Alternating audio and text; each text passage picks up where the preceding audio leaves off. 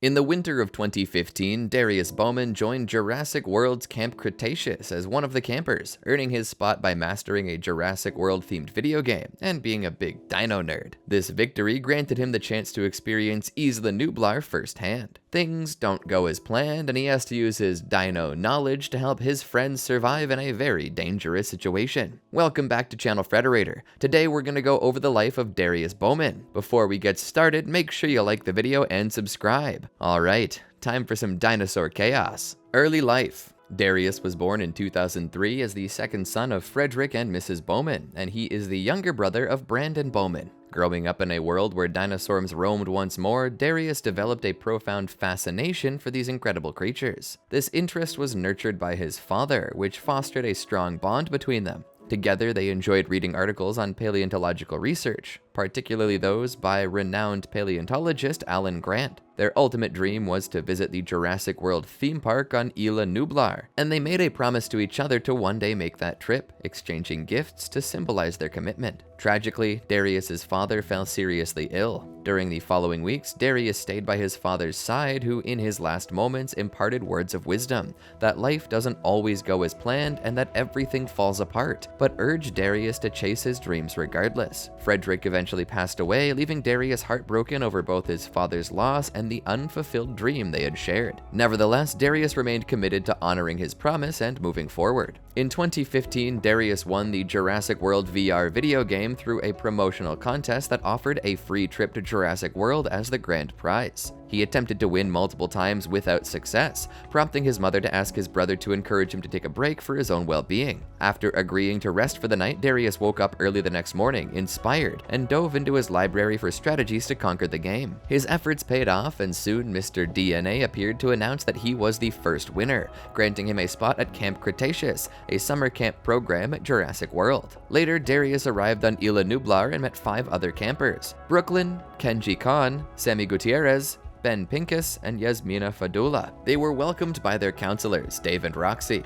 Darius stood out as the most enthusiastic camper, particularly passionate about dinosaurs. As the campers traveled to their destination, they took turns introducing themselves. Their journey halted when Dave and Roxy exited the vehicle to chase after a Compsognathus that had escaped across the road. The dinosaur leapt onto Darius, who was thrilled to see his first dinosaur, but Roxy quickly captured it. After this encounter, the campers continued on to the camp. As the Compies returned to its pen, Darius expresses his frustration at not being able to take a closer look, but Dave assures him that there will be opportunities later. That evening, the campers witness a bunch of herbivores being guided to their enclosures. They each get a chance to zipline and settle into their camp bunks for the night. Later, Darius sneaks out to explore the camp area but is caught by Kenji, who boasts about his wealth and how his father owns condos on the island. Kenji tries to intimidate him, but Darius stands his ground, and they're soon interrupted by Brooklyn. Darius shares his excitement about finally being at Jurassic World and suggests they sneak out to visit the Compy paddock. Kenji and Brooklyn agree to join him, and they head towards what they believe is the compound. However, during their entry, an argument between Kenji and Brooklyn causes Brooklyn's phone to fall into the pen. Realizing they've actually entered the raptor paddock, Darius attempts to help Kenji, only to find himself cornered by the velociraptors Blue,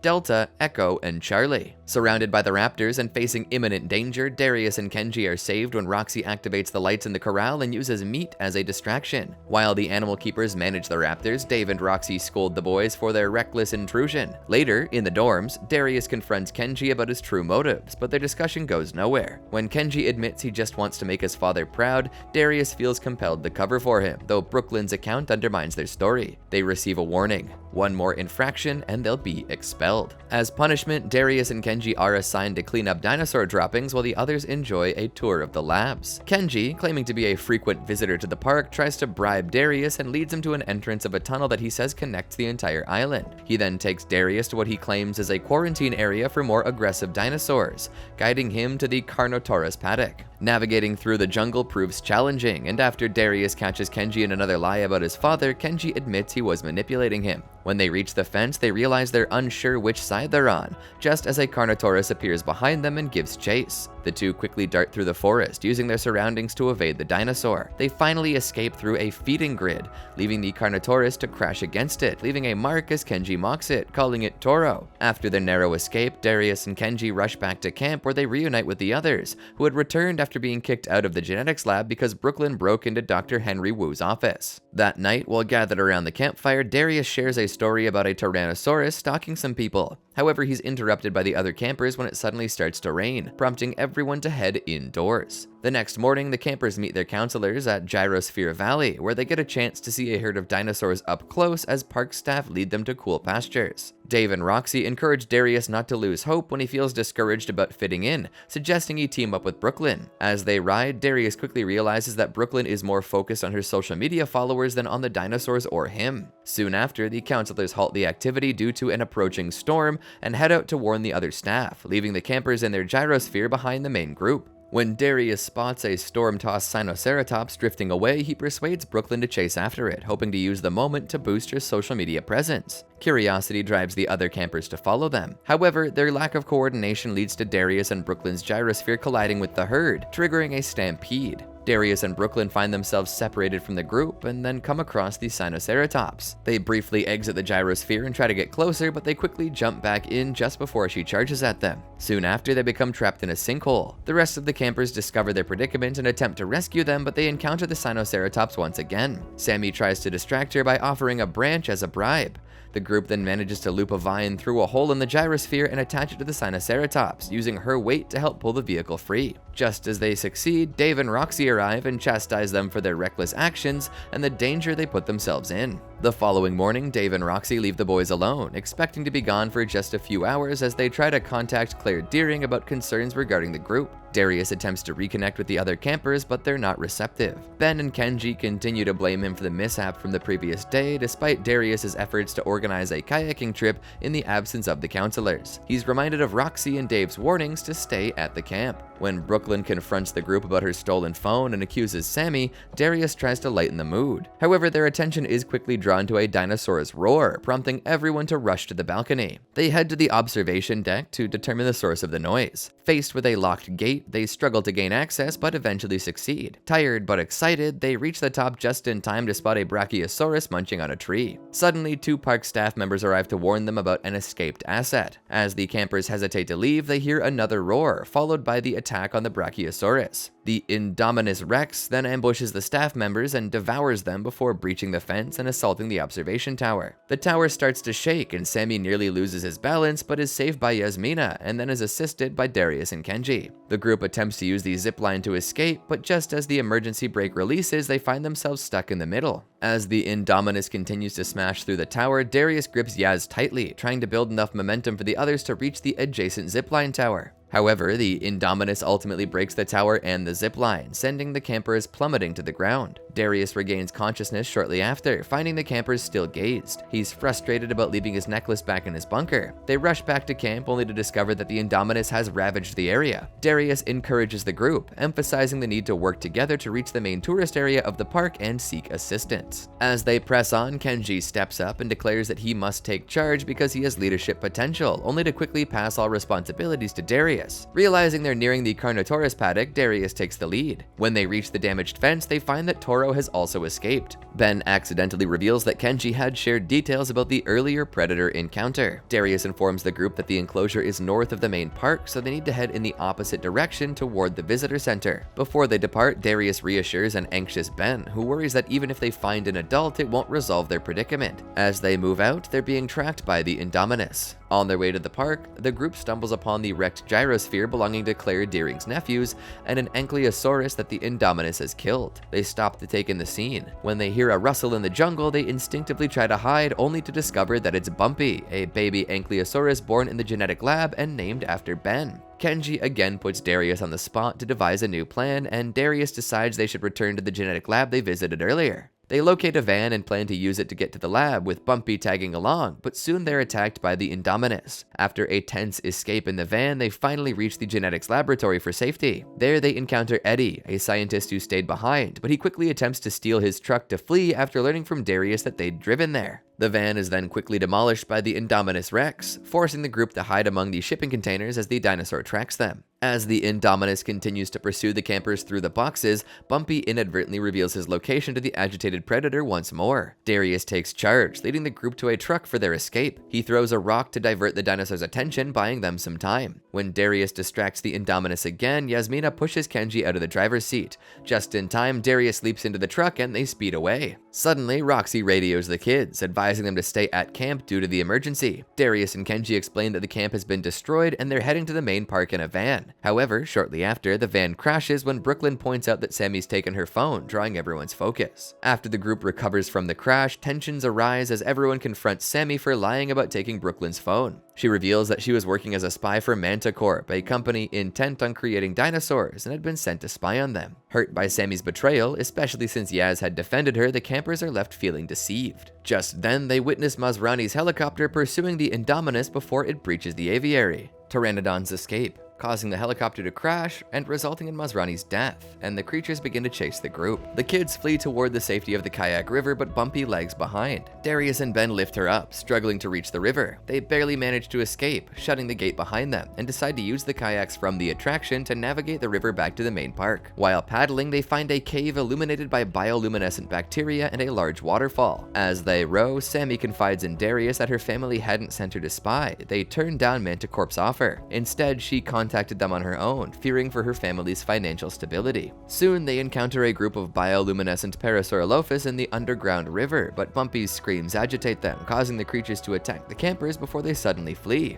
The strong current pulls the group into a side tunnel which spits them out into the Mosasaurus Lagoon. As they're encircled, the campers scramble for the safety of the spectator stands. Just as the Mosasaurus prepares to strike at Darius and Sammy, Yaz manages to distract it by banging an oar against the platform, allowing them to reach safety. They devise a plan using the food chain to rescue Yaz, but he sprains his ankle when the Mosasaurus disrupts their strategy. Once everyone is settled in the stands, they take a moment to rest as the sun sets, only to be startled by the sound of sirens. Hearing the sirens signaling the park's evacuation, the campers decide to make their way to the South Pier to catch the last ferry leaving in 2 hours. They opt to take the monorail to reach the docks on time, but their plan is interrupted by Toro's sudden appearance. As the group attempts to sneak away while the Carnotaurus is distracted, Darius creates a diversion to draw it away. Once they reach the top of the platform, they board the monorail just as it arrives, but the announcement system inadvertently alerts Toro to their presence. The Predator begins to chase them, but struggles to climb the stairs, tripping and falling halfway up. Darius rushes to help Yaz while Kenji holds the doors open to buy them some time.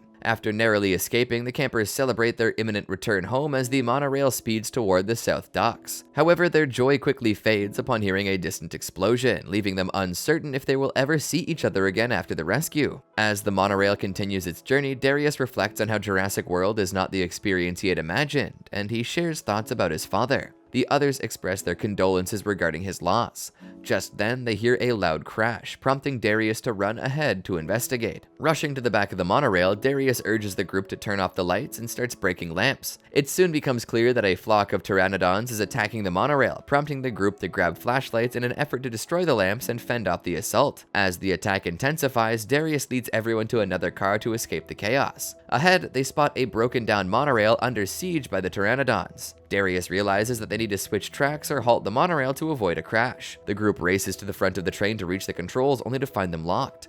They must exit the train to access them. Initially, Darius offers to go outside, but they discover that Ben has already volunteered and is outside on top of the train. Darius pleads with Ben to come back, but Ben insists he'll create a diversion instead. The group shines their flashlights to distract the pteranodons. Just as they reunite after Ben successfully switches tracks, a pteranodon lunges at him, but Darius manages to grab it just in time. As Darius struggles to lift Ben, his grip slips and Ben falls from the monorail. The group grieves for their lost friend, with many descending into despair. In that moment, Darius realizes that the monorail, having changed tracks, is returning to the starting point. Understanding the urgency, he suggests they need to get off. Brooklyn spots a section where the track is closer to the ground and points it out as a potential exit. Despite their fears, the group jumps off the train and lands in the jungle. They quickly conclude that they need to hurry to reach the ferry, and they all reluctantly agree, believing Ben is gone. As they race towards the ferry, Yaz stumbles and falls, his injured ankle slowing him down. Darius decides they should find a shortcut and asks Kenji to lead them to the maintenance tunnels in hopes of reaching the docks. Once inside the tunnels, they quickly become disoriented and find their path blocked by security gates, realizing the park is closing.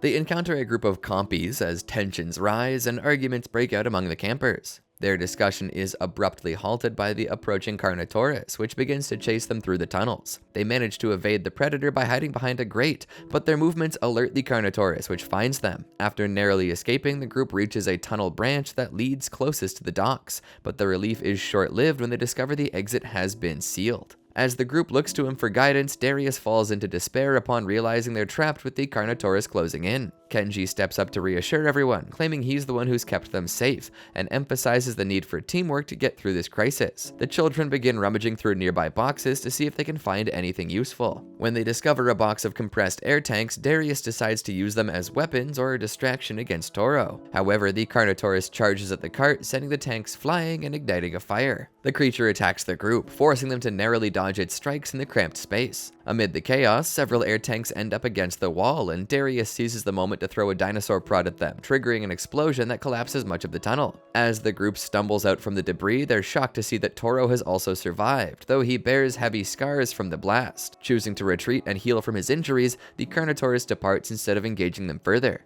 Just then, the campers notice that the explosion has created a new exit. They rush out of the tunnel branch only to find that the ferry is already left, leaving Darius and the others stranded on Isla Nublar, setting the stage for Season 2. A few days later, Darius and the others are being pursued by a Parasaurolophus when a Tyrannosaurus Rex attacks and kills it. Darius pauses to watch as the T-Rex drags its prey away while the other campers discuss where they should rest. Darius suggests they head to Main Street to search for supplies and seek help. The campers agree and make their way there. Upon arriving, they find the park in ruins, the result of the battle between the Indominus Rex and the Tyrannosaurus. Looking down at the damaged fence by the Mosasaurus Lagoon, they infer that the Indominus had been defeated by the Mosasaurus. They begin to explore the wreckage of the stores in hopes of finding communication devices. After Sammy mentions an emergency distress beacon, Darius believes this could be their best chance for rescue, and the group splits up to search for it. While searching, they take a break to eat some frozen pizzas that Kenji found, but they can't eat them yet since they're still frozen. Letting the food thaw attracts a swarm of compies, forcing them to discard the pizzas to divert the creatures. That night, Darius has a nightmare in which he sees Ben still alive and blames himself, waking up in a sweat next to Yasmina. Feeling discouraged and thinking he'll never find the beacon, Yasmina urges him to keep trying.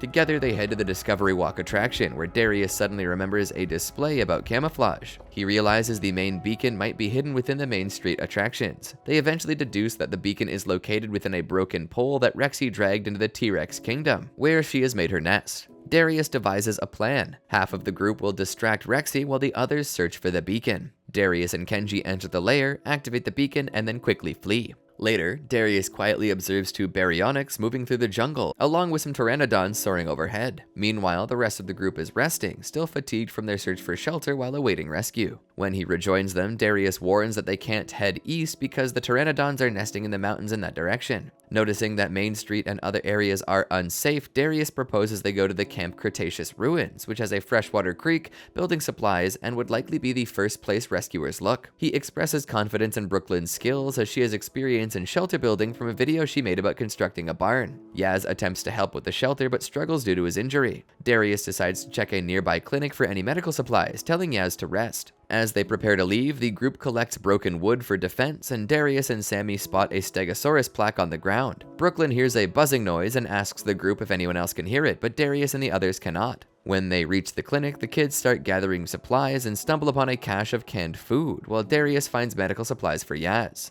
Suddenly, they hear a roar and discover that dinosaurs are caged inside the clinic. Realizing it's a veterinary clinic, they decide to free the abandoned creatures. They successfully release a Sinoceratops, followed by a Stegosaurus and a Parasaurolophus. At that moment, they notice a caged baryonyx that becomes very aggressive as they approach. Sammy and Darius argue as to whether to release it or leave it behind. During their debate, Brooklyn hears the buzzing noise again, but her warning goes unnoticed. Sammy insists if they don't release the baryonyx, they'll have to feed it daily. Darius suggests feeding it Sinoceratops, but Sammy refuses. Just as they're about to resolve their disagreement, Brooklyn shouts for them to run as a baryonyx emerges from the forest and begins to chase them. The campers quickly hide and watch as it tries to escape its cage, only for another baryonyx to appear and pursue them.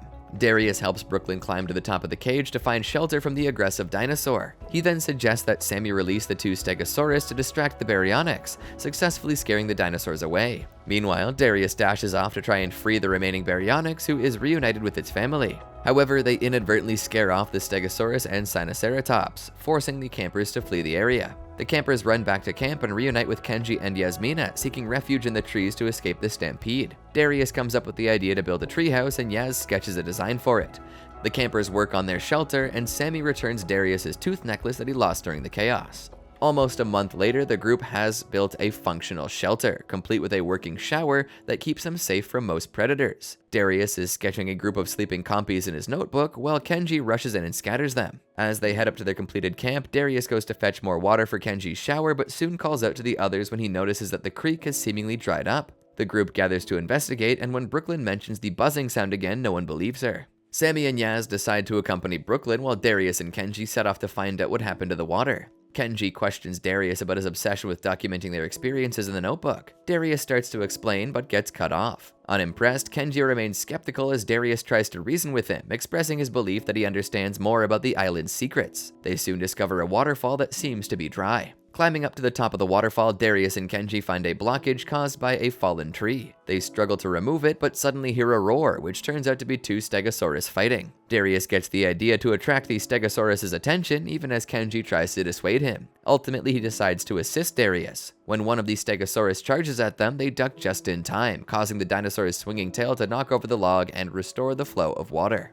The kids narrowly escape the Stegosaurus, only to find themselves face to face with a Ceratosaurus. The Ceratosaurus confronts them briefly before turning away and heading to a newly filled watering hole, where various herbivores and carnivores are drinking. Darius mentions that Dr. Alan Grant theorized this could be neutral ground for all dinosaurs. He encourages Kenji to approach the watering hole, despite his obvious hesitation. They both take a drink from the water, soaking in the surroundings, and Kenji finally admits that he enjoys the moment. Afterward, Darius and Kenji return to camp, where the group catches up and shares their successes. They decide to celebrate by throwing a party at their camp, with Kenji introducing music from a tape recorder that he found that belonged to Dave.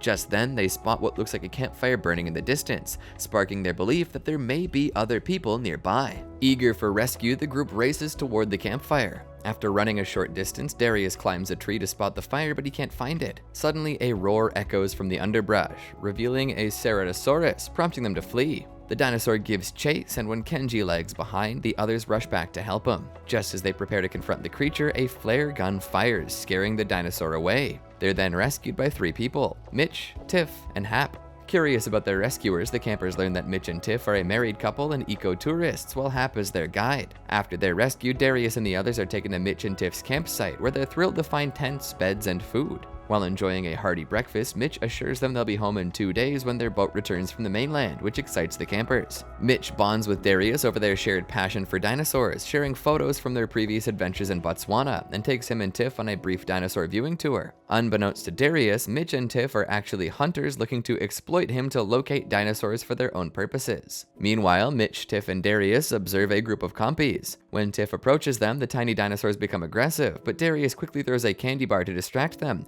warning Tiff that compies can be poisonous. He shares his makeshift field guide, which fascinates them. Darius agrees to lead them to a spot he knows, but their plans are interrupted when Brooklyn and Kenji accidentally trigger an alarm while trying to sneak into the yurt. Darius warns Brooklyn not to touch the yurt, but she insists on holding another meeting to voice her suspicions. Darius is frustrated with her, and tensions rise when Brooklyn suggests he might be biased. Darius, along with Sammy and Yaz, decides to leave with Mitch and Tiff, leaving Brooklyn alone with Kenji at camp. Darius leads Mitch and Tiff to a herd of Brachiosaurus, and they start snapping photos while Darius calls the animals closer. He tells them about the nearby watering hole and how it could provide amazing photo opportunities due to the diverse wildlife. Tiff inadvertently contacts Hap on the radio to update him on their plans. Based on Hap's response, Tiff decides they should return to camp, believing he will look after Brooklyn and Kenji. When they get back to camp, they discover that Brooklyn and Kenji are missing. At camp, Mitch and Tiff begin packing as they prepare to search for Brooklyn and Kenji. The campers grow suspicious of what the adults are taking, but Mitch and Tiff dismiss their questions. Despite Sammy and Yaz's concerns, Darius maintains his trust in the adults. While Sammy and Yaz create a distraction, Darius sneaks into Hap's shop, where he discovers various weapons, including knives, machetes, and booby traps. To his shock, he uncovers a dinosaur head hidden under a sheet, causing him to recoil in fear. Mitch catches Darius in the act, and when questioned, he reveals that they're not eco-tourists, but big game hunters. He admits that they came not because of the distress beacon, but to hunt dinosaurs, claiming he wants to preserve Jurassic World's legacy through hunting them. Darius is skeptical, and Mitch and Tiff threaten to abandon the campers on the island if they don't help catch the dinosaurs. Reluctantly, Darius leads Mitch and Tiff to the watering hole, joined by Sammy and Yasmina. As they take a brief break, they discuss their predicament, with Darius admitting they have little choice. Night falls, and the hunters are ready to shoot their weapons just as a Stegosaurus wanders into the clearing. When Mitch and Tiff prepare to shoot, Darius whistles to alert the dinosaur and divert its attention. The Stegosaurus causes chaos, scattering everyone as the campers flee. In the confusion, Sammy is knocked down and the others are quickly captured. Darius gives Yasmina a chance to escape, but he and Sammy are soon recaptured, with Tiff threatening them with an electric prod and demanding they lead them to the watering hole. Darius and Sammy guide Mitch and Tiff to Main Street. As the adults begin to argue, Darius tries to brainstorm an escape plan with Sammy. Once they reach Main Street, Mitch and Tiff grow suspicious. They trap Darius and Sammy in a gift shop, threatening them for the location of the watering hole. When the adults attempt to shock them with electric prods, the kids quickly tip over a shelf onto them and make a run for it, taking their weapons as they go. Darius and Sammy dash down Main Street, splitting up to avoid capture. As Mitch and Tiff pursue them, the children attempt to negotiate. However, the adults are momentarily distracted by loud screeching sounds nearby, and Mitch almost trips over a scooter, giving Darius and Sammy a chance to create some distance. The pair cleverly use an umbrella and a cutout of Brooklyn to mislead the hunters about their true location. Just as Darius and Sammy prepare to break into a store, the intercom suddenly alerts them that the hunters are setting up an ambush. Darius and Sammy take off running when they spot Rexy approaching. The T-Rex closes in, roaring at the hunters as they attempt to escape. Mitch and Tiff frantically struggle with Darius and Sammy for control of the guns even as Rexy attacks them. She lunges forward, snatching the weapons and sending everyone scattering. After Mitch and Tiff flee with the guns, Darius and Sammy notice Rexy heading back to her nest, but she suddenly turns when she catches their scent. They hide under a table, but she finds them, forcing them to dash into an alley to avoid her. Meanwhile, the other campers in the control room manage to distract Rexy by playing a pre-recorded message and manipulating the power settings. A hologram captures her attention long enough for Darius and Sammy to make their escape. As they run, the speakers activate with Brooklyn's voice, though they can't make out what she's saying. Darius and Sammy then use charades to try and alert the others that Mitch and Tiff are headed to the watering hole to hunt the dinosaurs. Feeling guilty, Darius resolves to intercept the hunters on his own, urging Sammy to gather the others and head for the boat to escape the island. Suddenly he hears Ben's voice over the speaker, cautioning him against it. They want to hear Darius's plan once the audio input is operational. Surprised, Darius quickly agrees and instructs Kenji to pick him and Sammy up while asking Ben and Yaz to move the dinosaurs away from the watering hole to keep Mitch and Tiff from harming them. He also assigns Brooklyn to be his eyes and ears, monitoring the situation from the control room. Kenji races to collect Darius and Sammy on a motorcycle, quickly catching up with them. The trio follows the tracks on the bike, and Darius decides to take a shortcut through the tunnels to reach the hunters. However, he soon splits off, determined to confront them alone in a bid to be a hero. When Mitch and Tiff arrive at the watering hole, Mitch aims at Blue, ready to pull the trigger, but Darius intervenes just in time to scare them off. Mitch attempts to negotiate, asking Darius to step aside and even offering to help him, but Darius stands firm as the hunters approach. Just then, Brooklyn comes barreling in on a gyrosphere, running over Mitch and Tiff. Darius kicks the rifle away, reuniting with Brooklyn, but their moment is cut short when Mitch and Tiff, now on their feet, threaten them with guns. Just then, the rest of the campers arrive in vehicles, successfully scaring the dinosaurs away from the watering hole. Darius and Brooklyn seize the opportunity to make their escape in the gyrosphere. Unfortunately, Darius crashes the gyrosphere, causing it to lose power. When Mitch and Tiff catch up, they start to threaten the kids, but Mitch suddenly reports that the tablet indicates a herd of dinosaurs is approaching, prompting the hunters to flee. Meanwhile, Darius and Brooklyn frantically try to restart the gyrosphere, which is then jolted by the stampede, causing it to power back up and propel them forward. They speed through the jungle, racing toward the dock where the ship is waiting. Upon reaching the boat, they discover Tiff has already boarded and escaped just before they can get on. Unbeknownst to them, Tiff meets a grim fate, being killed and eaten by Chaos and Limbo as revenge for Grimm's death. Feeling defeated, Darius and Brooklyn return to the docks where they find Kenji, who collapses from exhaustion after riding the motorcycle, along with the rest of the campers and Bumpy. Darius hugs Ben, overjoyed to see him again and apologizing for his fall from the monorail. The group shares a heartfelt embrace, and Darius assures everyone that they will find their own way off the island. After a significant amount of time had passed, Darius and the other campers, minus Bumpy, finally attempted to leave the island on a smaller makeshift raft. However, their plans were quickly thwarted when a massive wave destroyed the raft and swept them back to shore. Back at camp, the children discussed which escape strategies had worked and which had failed, as well as their next steps. Darius convinced the group that building another raft was their best option, and they ultimately agreed to proceed with that plan. When Kenji mentioned that there were hang gliders at a place called Lookout Point, Darius got excited and suggested they could use them as sails. Upon reaching Lookout Point, located atop a mountain, they took the sky gondolas to ascend. While Kenji, Sammy, Yaz, and Brooklyn rode the gondola up, Darius stayed behind with Ben and Bumpy to gather wood. During this time, Darius tried to talk to Ben about his concerns, but Ben mostly brushed him off. After persistently questioning him about various worries, Ben finally confessed that he couldn't leave Bumpy behind. Darius reassured him that they could build a larger raft to accommodate her, but Ben reminded him that even if they succeeded, Bumpy wouldn't fit and would have to stay behind, just like during their last attempt to leave the island. Suddenly, they spotted a flock of Dimorphodons, and Bumpy defended itself by attacking one that was threatening the kids, successfully scaring it away. Shortly after, Kenji and Sammy returned with news that they had found Mitch and Tiff's boat stuck on a rock not far from shore. Excited by this discovery, the group reunited and decided to use the abandoned boat as their escape vehicle. The campers changed into their bathing suits and swam cautiously toward the ship. As they began to explore the boat, they noticed claw marks but found no sign of anyone or any animals aboard. In the bridge room, they discovered evidence that Tiff had been murdered. The radio and controls were damaged, and they realized the fuel was nearly depleted. Darius concluded that if they could reach the northwest dock, they might find gas for the ship. Suddenly, Darius and Brooklyn were startled by the sound of a door creaking open on the boat. Their surprise turned to amusement when Kenji jumped out in an attempt to startle them, but they were already on guard. Once at the dock, Kenji suggested throwing a yacht party for the group, and everyone agreed enthusiastically. The campers gathered supplies to relax, while Darius and Brooklyn plotted to prank Kenji for scaring them earlier. Kenji, sensing their intentions, grew suspicious, but their plan was interrupted when the yacht began to rock unexpectedly. As the campers explored the yacht, they discovered a large hole in its side. They decided to head to the dock in search of supplies to fix the ship. Darius continued walking until he reached a broken section of the fence. Meanwhile, Brooklyn attempted to pick a lock, but Darius accidentally bumped into her and warned that the dock area wasn't safe. They then regrouped with Ben as they heard a dinosaur roar, revealing a pair of Oranosaurus approaching.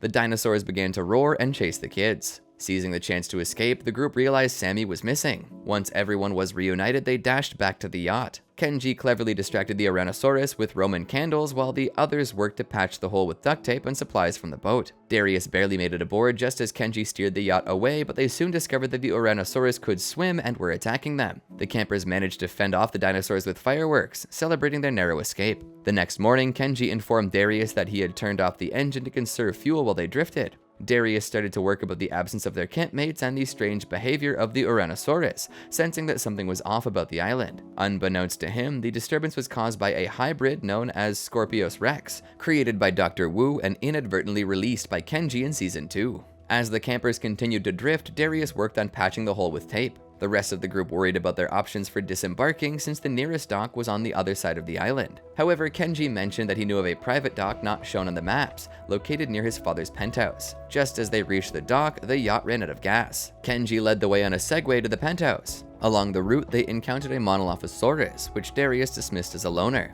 They walked past it, unaware that a second dinosaur was nearby. The group arrived at the penthouse without any further incidents and marveled at the large building. Brooklyn used a key card to access the penthouse and they climbed the stairs. Kenji welcomed them inside and they quickly became distracted by the penthouse's luxurious features. Ben called the group to the balcony, noticing that Bumpy was extremely agitated, which he interpreted as a sign of danger. Led by Ben, Yaz, and Sammy, the group decided to go find gas for the yacht. Meanwhile, as the others tried to escape the Monolophosaurus that had entered through the vents, Darius, Brooklyn, and Kenji searched for a GPS. After finding what they needed, a Monolophosaurus attempted to break into the attic, forcing them to slam the doors shut to buy some time. Darius and Brooklyn pried open the elevator doors to access the shaft. While they descended, the dinosaurs attacked. One lunged at Darius but missed, landing near Brooklyn. Darius landed beside her, and Kenji was compelled to drop his father's artwork on the Monolophosaurus to briefly incapacitate it, allowing them to escape the elevator. As they exited the penthouse, Ben, Yaz, and Sammy arrived in a limousine they had found in the garage, enabling the group to escape the dinosaurs and return to the dock with Bumpy. Back at the dock, Darius and Kenji had a conversation on the yacht, with Darius reassuring Kenji that he was a good friend to them. After refueling the boat, the boys used caulk to seal the hole with a food tray, but Darius pointed out that the caulk would take 48 hours to dry. Kenji attempted to speed things up, but soon agreed with Darius and switched out the tray. While Brooklyn and Sammy went to investigate E750, Scorpius Rex, Kenji informed Yaz that the compass was broken. Suddenly, they encountered a compy, which Kenji momentarily distracted with a coin. Just then, more compies appeared, and Kenji kept tossing money at them. One clever compy snatched the compass and dashed off, prompting Darius, Yaz, and Kenji to chase after it, leaving Ben behind on the dock. The campers pursued the compies, but the dinosaurs managed to evade them. During their chase, they stumbled upon the ruins of Jurassic Park's visitor center. Kenji hesitated to enter, claiming the park was haunted, but Darius dismissed his fears and asked Yaz to back him up. She mentioned that John Hammond had died there due to the compies, which only made Kenji more anxious. Darius reassured him that Hammond had passed away from natural causes. However, they decided to search the area after spotting a compy enter the building. Once inside, the kids took in the sight of the old place, now overgrown with plants and vines, and spotted the compass on the second level, deciding to head upstairs. The group uses a vending machine to access the second level, with Yaz going first. As the kids ascend, they spot the compies scurrying away just as Blue, the velociraptor, enters the visitor center, her new home since Darius and Kenji's first night at camp. The campers try to remain as quiet as possible to avoid attracting Blue's attention, but when Yaz reaches for the compass, she drops it. Darius barely manages to catch it just as Blue stalks and kills a compy, seemingly running off to eat it. Relieved, the campers decide to head back downstairs. However, Blue notices them and gives chase, prompting the campers to sprint toward a nearby vehicle. Darius discovers a tranquilizer gun inside, but Blue quickly starts attacking the car. She leaps onto the vehicle, assaulting it from all angles, while Yaz finally manages to shift the car into gear with Blue hot on their trail. In the chaos, the car flips, trapping Blue underneath. The kids scramble out, witnessing the compies approaching, and decide to distract them from Blue. Kenji races back to the visitor center, hitting the vending machine with a stick to release coins, which he uses to divert the compies. Meanwhile, the others lift the vehicle to free Blue. As she approaches, Darius urges everyone to back away slowly.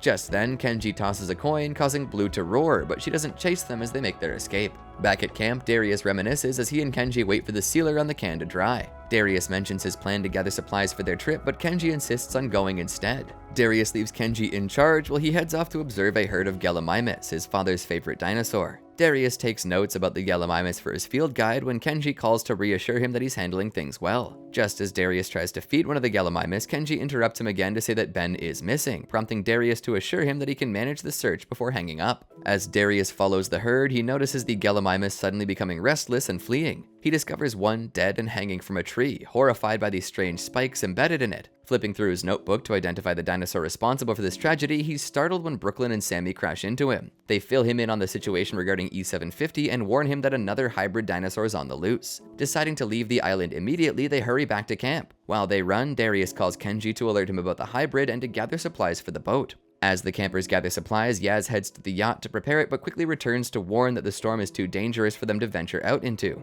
Darius and Kenji start blaming each other, and tensions rise among the group as they argue about who is responsible for their predicament. Ultimately, they decide to wait out the storm while fortifying the camp to defend against the hybrid. As the storm intensifies, Bumpy panics and runs around, and the group hears a distant howl, prompting them to retreat to safety. Meanwhile, the Scorpius Rex attacks a herd of Parasaurolophus nearby just as the rain begins. It prowls the camp's perimeter, brushing against the electrified fence, causing it to thrash and attack the barrier, which sends the campers screaming in fear. Using its infrared vision, the Scorpius Rex spots the campers before vanishing. It climbs to the top of the camp, preparing to launch a surprise attack. The campers scramble to evade it, but a bolt of lightning strikes a nearby tree, igniting a fire that distracts the predator long enough for them to escape. Sammy gets injured when the dinosaur's tail sweeps by her, and the group finds themselves trapped against the electrified fence as the Scorpius roars at them. Suddenly, it's met with an answering roar from the distance, and it dashes into the jungle to confront the new threat, leaving the campers to breathe a sigh of relief. However, they quickly realize that Sammy has been pierced by the poisonous spikes and has fainted. The campers quickly gather around Sammy, who remains severely poisoned by the Scorpius Rex. As the night drags on, they feel a sense of despair as Sammy's fever continues to rise. Darius suggests the possibility of an antidote, prompting Brooklyn to recall a lab video that mentioned a potential cure. Yaz steps up, offering to search for it.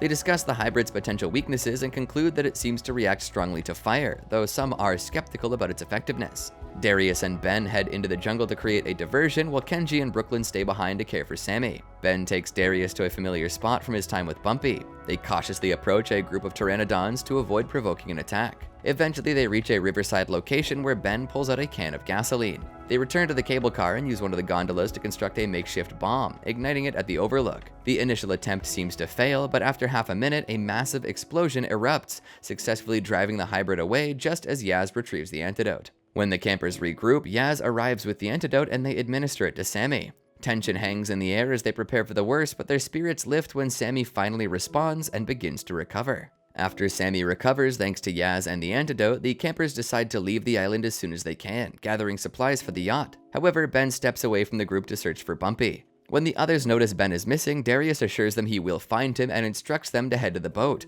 warning that if they aren't back before dawn, they should leave without them. The group protests, but Darius distracts them and slips into the jungle alone to search for Ben. He turns off his radio as he ventures deeper. Hearing rustling in the bushes, Darius panics, only to discover that it's a Sinoceratops injured by one of Scorpius Rex's venomous spikes.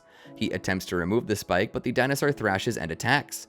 Darius narrowly escapes, tumbling off a cliff just as it collapses, but Ben catches him just in time. Reunited, Darius expresses concern for Bumpy's safety, but Ben insists he can go back to the boat if he wants. Darius refuses to leave him behind, and the two eventually find Bumpy. As Darius prepares to lead them back to the other campers at the dock, Ben hesitates, saying he doesn't want to leave the island. Darius argues that they can all go together, but Ben asserts he's happy where he is. The disagreement escalates into a physical confrontation as Darius tries to convince him to leave. Just as Ben is about to strike him, Darius shouts that he will never abandon him again. Later, Ben and Darius follow Bumpy and discover a herd of Ankylosaurus that welcome her into their group. As Bumpy enjoys her warm reception, Darius receives a call from Brooklyn, updating him on an attack on the others. Just as Darius is about to leave with Ben, the Scorpius Rex attacks the Ankylosaurus herd, but the dinosaurs quickly form a protective barrier around Bumpy. The Scorpius circles the herd, searching for an opening, while Darius holds Ben back from rushing to Bumpy's aid. Eventually, it gives up and retreats.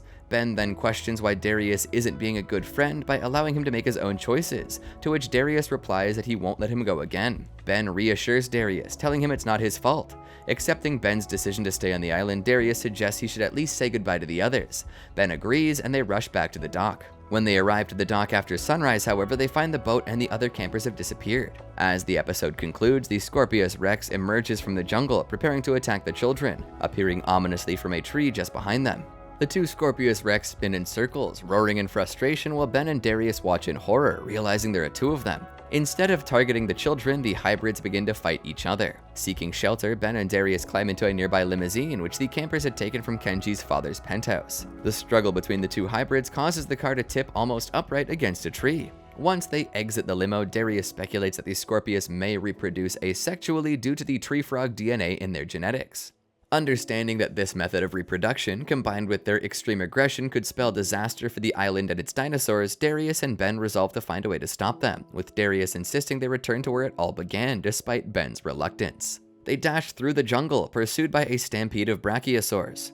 Darius narrowly avoids being trampled as they flee. Upon reaching the old visitor center, they find a tranquilizer gun and reunite with the other campers. The group is disheartened to learn about the two Scorpios. They decide to hunt the hybrids down, but Darius realizes he's right above them and rushes back into the visitor center for safety. As they regroup, they spot a flock of compies fleeing and quickly realize they are trapped with the Scorpius Rex. Darius fires at one of the hybrids but misses, causing it to charge at him while he frantically reloads. The group then makes a dash for the old kitchen. The hybrid initially bursts through the door, charging into the room. Kenji activates the gas burners on the stove, causing the creature to roar in frustration. As they attempt to escape, Blue lunges at them, forcing them to retreat inside. When Blue breaks down the door, the Scorpios roar in response, and another one appears. Darius tries to grab the tranquilizer rifle, but Blue blocks him. He gestures a sign of surrender while the Scorpios engage in their fight. Blue leaps onto one of the hybrids as the other roars, leading the kids to try and bring down the visitor center in the chaos of the three-way battle. The ceiling collapses, crushing the Scorpios beneath it, while Darius and the others manage to escape. Afterwards, the campers embark on a long journey to the pier, passing the ruined visitor center and the fallen Scorpius Rex along with Blue. They return to the yacht without any further incidents.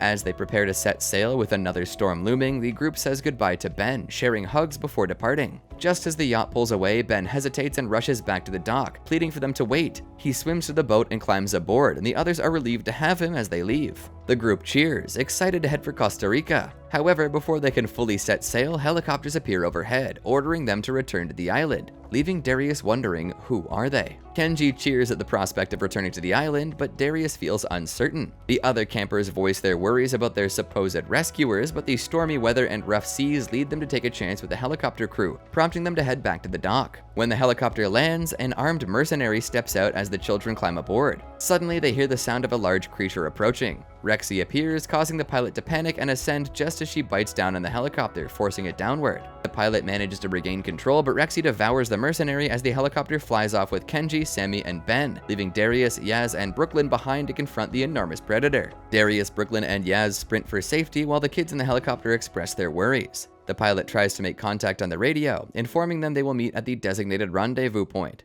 Meanwhile, Darius and the others escape through the jungle with Rexy stalking them. She soon discovers Yaz's hiding spot, prompting Yaz to flee down a ravine along a fallen log. Rexy pursues her, but as Yaz slips and falls, the other campers distract the dinosaur, allowing her to escape. Rexy corners Darius and Brooklyn, but is drawn away by a voice over a bullhorn from Main Street. The kids follow the dinosaur and see a mercenary running toward one of the helicopters, but he ends up being devoured by the Mosasaurus. Realizing the mercenaries are not there to rescue them, they spot another helicopter and decide to follow it, hoping it carries their fellow campers. To their shock, they discover that the helicopter actually contains several mercenaries and Dr. Wu, forcing the kids to hide. After overhearing the mercenaries' conversation, the trio deduces that Wu intends to retrieve his private laptop containing research on the Scorpios Rex so he can create more hybrid dinosaurs. The children grapple with the dilemma of whether to destroy the laptop or risk being rescued. Ultimately, they decide to steal it in the hopes of turning it over to the authorities to stop any further hybrids from being developed. They race to reach the lab before Dr. Wu. Upon arriving, they discover that the entrance is blocked by a massive log that fell during the storm, forcing them to hide while they strategize how to remove it. They opt to access a vent instead. Wu soon arrives and instructs the mercenaries to clean the entrance. Just as the men nearly discover the vent, a compy distracts them, allowing the kids to remain hidden. After successfully retrieving the laptop from Wu's private lab, they learn that he needs the research to stabilize the Scorpius Rex at the behest of a man named Mills. As they attempt to leave, one of the mercenaries, Hawks, captures Brooklyn, but she hands the laptop to Darius first, forcing him and Yaz to flee without her. Darius and Yaz sprint through the jungle, laptop in hand, evading the mercenaries. Meanwhile, Hawks has taken Brooklyn to the other mercenaries, keeping her under watch while pursuing the other campers. Using night vision goggles, Hawks tracks their movements, demanding the laptop in exchange for Brooklyn's safety. He gives them a 2-hour deadline to deliver. Reuniting with the rest of the group, Darius explains Brooklyn's predicament and devises a plan to return the laptop after erasing its contents. They head back to camp where Yaz and Sammy use a USB stick from camp to copy the data, intending to turn it over to the Costa Rican authorities to ensure Wu is imprisoned. Darius strategizes on how to return the erased laptop while Ben plans a distraction with Bumpy and her pack. As they work to delete Wu's research, Kenji, growing impatient and worried for Brooklyn's safety, decides to take the laptop to Wu himself. The others quickly realize that Kenji has run off with the device and chase after him. In the morning, while Kenji delivers the laptop to Wu and his mercenaries, Darius and the campers manage to rescue Brooklyn during an Ankylosaurus stampede orchestrated by Ben and Bumpy, which ultimately destroys the laptop. After saving Brooklyn and bidding farewell to Bumpy as she joins her herd, Darius and the others finally depart Isla Nublar, boarding Mitch and Tiff's boat. As Darius takes one last look at the island, relieved to be leaving, he feels the strain in his friendship with Kenji, who is upset over the risk to Brooklyn's life. Unbeknownst to them, however, something within the ship lets out a roar. When the boat becomes ensnared in kelp, Darius jumps into the water to clear it, but ends up stuck and pursued by the Mosasaurus. Thankfully, Kenji comes to the rescue, helping to mend their friendship. However, their relief is short-lived as the Mosasaurus attacks, destroying the ship and sending the campers adrift to an unknown island instead of Costa Rica. Seeking shelter for the night, the 6 of them find a cave. While exploring, Ben spots something shiny, prompting the group to investigate. They wander into a desert just as a sandstorm starts to brew, causing Kenji and Brooklyn to get separated from the rest. Darius, Ben, Sammy, and Yaz search for them and fortunately reunite once the storm passes. Disappointment follows when they discover that the shiny object is merely a metal rectangle. Later that night, they wake up to find a saber-toothed tiger lurking in a bush, and Darius identifies it. Luckily, they manage to escape without incident. The next morning, they come across an invisible wall that opens up to reveal a metallic hallway, leaving them all in shock. They enter the hallway, emerging from another exit that leads into the woods. To their surprise, they encounter a T-Rex, causing them to flee in fear and find a hiding spot. They soon spot another T-Rex and are even more startled when they see a woman. Darius and the group learn her name is Dr. May Turner, a behavioral paleo-neurobiologist, and Darius is an admirer of her work. After sharing that they came from Isla Nublar, they discover from May that phone calls cannot be made on the island. The group decides to stay at her place. However, feeling distrustful, especially after learning that May works for Manticorp, Kenji, Brooklyn, Ben, and Yasmina venture into an area that May specifically warned them against, while Darius and Sammy stay behind to keep May occupied. Darius seems to connect with May over her dinosaur research. When May receives an alert, Darius and Sammy inform her about the whereabouts of the others. They then rush to reunite just in time for May to intervene and stop a robotic dog, revealed to be a Brad, from attacking Ben, Yaz, Brooklyn, and Kenji. Back at May's place, the group, especially Sammy, cautions her about Manticorp, leaving her puzzled. May then heads out to monitor the feeding habits of a mother and daughter T-Rex, with Darius and Sammy following closely. Darius watches the Rexes eat with admiration, but things take a turn when the two start to fight,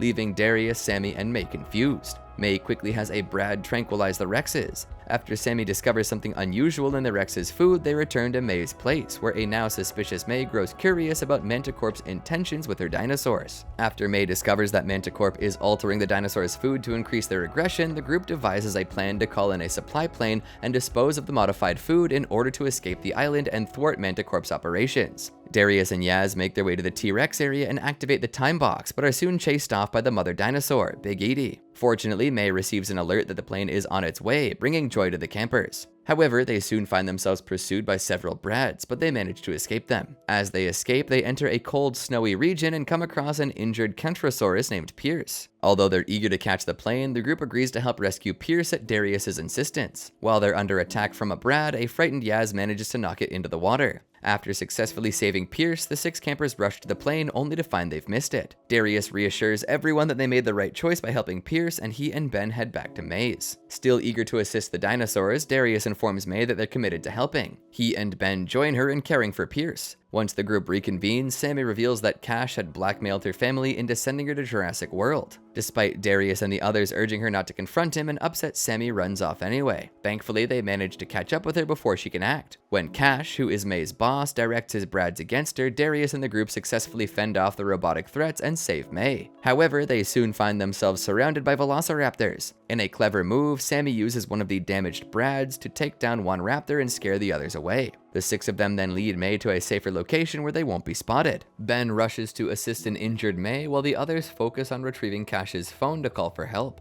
Darius, Sammy, and Kenji come across an injured little Edie, Big Edie's daughter, which makes them uneasy. After luring Big Edie and Pierce away with the Brads and Manticorp drones, the 6 campers devise a plan to distract Cash, stop the fight, and grab the phone. However, when Yaz experiences a panic attack from the roars of Big Edie and Pierce, Darius decides to go after the phone alone. While Ben, Sammy, and Yaz create a distraction that draws Cash and his Brads away, Darius sneaks into the compound. He uses the monitor to reposition the drones, momentarily halting the fight. Unfortunately, one of Cash's Brads finds him, forcing Darius to hide and lose his focus, causing the battle to resume. After considering whether to go for the phone or intervene in the fight again, he ultimately grabs the phone and destroys the Brad. Just as he makes a call, Cash snatches the phone away, ending it. The person on the other end was Darius's brother, Brandon, who is stunned to hear that Darius is alive. To gain Cash's trust, Darius tells him that he comes from Isla Nublar, deliberately omitting any mention of the other campers and pretending to despise dinosaurs. Darius persuades Cash to halt the fight by arguing that the dinosaurs are valuable. Together they head to the med bay with the tranquilized Big Edie. While Cash is on the phone with his boss, Darius tends to the wound Big Edie received from Pierce during the altercation, preparing to escape via elevator but pausing when Cash hangs up. When Brad drops a box of chips, Darius discreetly pockets one. In the elevator, he spots the other 5 campers and leaps out, infuriating Cash. Reunited briefly with his friends, Darius shows them the chip he found, which he suspects is used to control the dinosaurs. He decides to remain with Cash as a spy for the group. When Cash returns, visibly angry, Darius offers him the chip as a gesture of trust, which helps calm him. Meanwhile, Brandon resolves to find Darius and leaves their home. Darius leaves the compound to join the group, but is intercepted by Cash's Brad X. To deflect suspicion, he claims that he wants to take a walk, and Cash agrees, stating the Brad X will accompany him. Once inside, Cash instructs Darius to inject a control chip into the sleeping Spinosaurus. However, when Darius attempts the injection, the dinosaur wakes up and starts chasing him, with the Brad X following closely behind. Darius narrowly escapes the Brad X's attack, and in the chaos, the Spinosaurus ends up destroying the Brad X. Darius then uses sleeping gas to subdue the Spino. Meanwhile, Brooklyn manages to reprogram a robot to communicate with Darius, eliminating the need for the injection. Darius and the Brad X report their progress to Cash, but the test fails. Cash notices other failed tests as well, leading him to question whether the chips will work on more impressionable subjects, much to Darius's alarm. While the others head to the medbay to assist the younger dinosaurs, Darius keeps Cash occupied with video games. After winning the first match, an irritated Cash tries to leave, but Darius provokes him into playing another round to buy time. They continue gaming, but Cash employs cheat codes and underhanded tactics to secure his victories. When Kenji cuts the power, Cash takes Darius to the medbay. There they come across a tranquilized Ceratosaurus, secured by a Brad X. Cash then realizes that the other dinosaurs are missing and questions Darius about it, but Darius denies any involvement. Cash instructs Darius and the Brad X units to sweep the biomes. Darius suggests they check this area first, reasoning that baby dinosaurs can't operate elevators to protect the others from being discovered. He becomes anxious when Cash finds evidence that the platform has been used. The Brachiosaurus saved by Ben suddenly bolts and is captured by several Brad-X units who bring it to Cash. Cash then injects a control chip into the dinosaur, much to Ben and Darius's dismay. Darius feels uneasy about Cash's actions. Meanwhile, the other 5 campers devise a plan to thwart Cash, and Ben informs Darius of their strategy. However, their plan becomes more complicated when a pack of pteranodons attacks. Darius and Ben attempt to lure Cash into a trap, but their plan fails when the Brad-X doesn't deliver a shock. Fortunately, Ben guides Darius to May's hideout, where they manage to trap Cash inside, infuriating him. Darius is then reunited with the others. Darius and Kenji finally put their past issues behind them, with Darius reassuring Kenji that they're on good terms, despite Kenji's guilt over not expressing he wasn't really mad. However, Kenji hesitates to share about his relationship with Brooklyn when Darius mentions his dislike for change. After noticing that Cash has escaped from May's place, Darius and Kenji make their way to the compound, where Darius hides from Cash and his superior. He overhears the boss discussing plans to relocate Pierce to a new biome and use him as food. Determined to intervene, Darius and Kenji head to the airlock. Before entering the biome, Kenji finally admits that he and Brooklyn are a couple, surprising and delighting Darius. As they venture into the biome, they are quickly pursued by a pack of Dilophosaurus, and eventually reunite with Ben, May, and Pierce. Just then, Brooklyn, Sammy, and Yaz arrive on a snowmobile, scaring off the dinosaurs and saving the group. Brooklyn tells Kenji that he and Darius sent their Brad-X to alert them, which Kenji denies. Darius then realizes it's a trap. The 6 of them, along with May and Pierce, spot a group of Brad-X units, Cash and his boss, approaching. Kenji suddenly recognizes the boss and exclaims, "Dad?" leaving Darius and the others stunned. Darius and his friends are shocked to learn that Kenji's father is the president of Manticorp. They introduce themselves to Mr. Kon and explain that Cash was responsible for their struggles on the island. After Daniel Kon locks Cash away and takes May to the infirmary, he invites the group to make themselves comfortable at the facility, assuring that he will take them home soon. While the campers appreciate the chance to rest in their own rooms, Daniel approaches them, explaining that the situation is more complicated than it seems, and asks for a few days to arrange for their return to their families. Darius and the others, excluding Kenji, are skeptical of Mr. Kon's intentions. However, Darius acknowledges that keeping the island a secret may be necessary for the dinosaurs' safety. They decide to visit May in the infirmary. During this time, Brooklyn and Sammy confront Cash, while Darius notices that Big Edie is refusing to eat. He attempts to communicate with her using a tablet, but when she roars in sorrow, expressing that she misses Little Edie, Kenji shares it with Ben and Yaz. Meanwhile, Kenji reveals that his father intends to continue the dinosaur fights for investors, leading to a disagreement among the kids. They resolve to show Mr. Kon a different perspective on the animals to change his mind. The next day, the group presents their proposal to Daniel, while Darius and Kenji approach Big Edie to bring her to Little Edie. When she awakens, Darius tries to reassure her, saying it's okay. However, Daniel panics and orders the Brad-X to fire a paralyzing ray at the Tyrannosaurus, causing her to roar in distress. Yaz and Ben act as bait to lure Little Edie to her mother, while Kenji frees the bolt from Big Edie's leg, leading to a joyful reunion between the 2 T-Rexes. Darius praises Kenji for his successful plan and for managing to communicate with the T-Rex. Daniel appears swayed by this display and vows not to force the dinosaurs to fight. The children celebrate their success, with Kenji announcing his intention to assist his father with a presentation. That night, everyone decides to have a sleepover together. As the campers enjoy breakfast the next day, Darius and Brooklyn express their concerns about Mr. Kon, despite lacking any solid evidence. Their unease begins to fade when Kenji joins them. Darius and Brooklyn subtly inquire about his plans, learning that Kenji has been invited to the investor party. Brooklyn offers to assist him, but Kenji declines, instead suggesting they go on a date, which Darius observes. After Kenji leaves, Brooklyn and Darius resolve to figure out what Daniel is up to. Ben overhears their conversation and volunteers to join them with Firecracker to help locate him. While they're walking, they unintentionally attract Daniel's attention, prompting May to intervene to tell them to leave. When they try to inform May about Mr. Kon's whereabouts, she interrupts them, discouraging their plans. The campers, confused by May's behavior, are unaware of the Brad-X that Daniel has assembled to target them. Suddenly, Firecracker moves past May, giving her the chance to order the kids to daycare, where they reluctantly comply. Unsure about May's actions, Darius, Brooklyn, and Ben decide to sneak into the daycare to gather information. Once inside, they spot a Brad monitoring the room where Cash had been held. They soon discover that Cash is missing and decide to check his computer for clues. Spotting some drones on the monitor, they choose to investigate further, despite Darius mentioning that he was nearly ready for his date with Kenji. In the forest biome, they find Big Edie being tormented by drones under Cash's direction, while May watches in distress. To their horror, they realize that Big Edie is being controlled by the chips. As they make their way back to the facility, Darius, Brooklyn, and Ben express their shock at how Big Edie was being controlled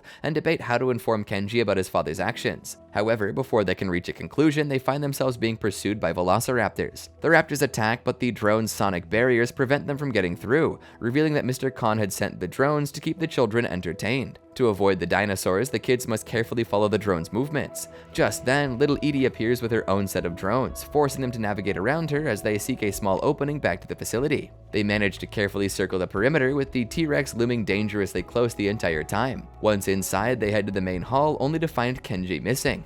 The campers watch from a distance, realizing how challenging it will be to convince Kenji of his father's true intentions. The next morning, Darius and the others attempt to explain to Kenji what his father has done, but he refuses to believe them and accuses Brooklyn of abandoning him overnight. Reluctantly, Kenji agrees to confront his father and storms off. The group resolves to uncover the truth. They follow Cash and Dr. Turner, watching as they carry a box with a Brad to a facility and decide to wait for the right moment. After creating a distraction, Brooklyn and Ben reveal that May provided them with a radio capable of disabling the control ships. When they return to the lobby, they find Kenji waiting for them. He dismisses their attempts to explain, insisting that his father is trying to save the dinosaurs, while the others disagree and argue that Kenji is jeopardizing their efforts by getting involved in his father's affairs. Back in their dorms, the campers plot their next steps. They try to follow Kenji and Mr. Kon, but are blocked by the Brad X, unaware that Cash is tailing them. As the children arrive, they witness investors initiating a battle royale between the Spinosaurus, T-Rex, and Velociraptors. The kids rush through the chaos, determined to intervene. Darius and Brooklyn try to save Big Edie, but Kenji intervenes just in time.